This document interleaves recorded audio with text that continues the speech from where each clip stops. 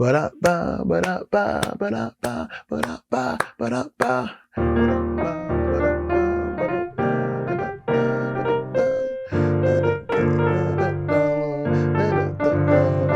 So notice what I'm doing here. I'm using only the notes that are inside the chord, and I'm also using notes that's in the key of E flat. La la la la.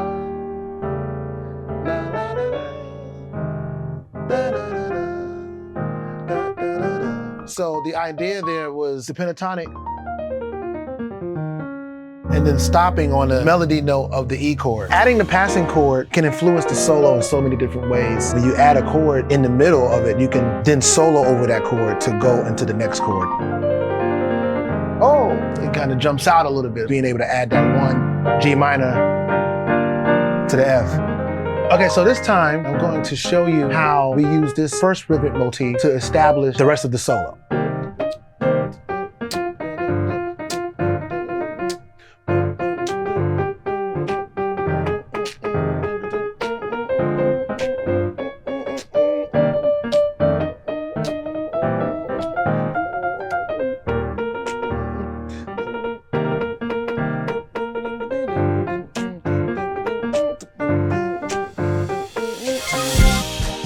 I'm really passionate about helping musicians grow to achieve their goals. I want to share with you the techniques and applications that actually work. So if you're ready to learn how to solo or take your soloing to the next level, then click the link below to enroll now.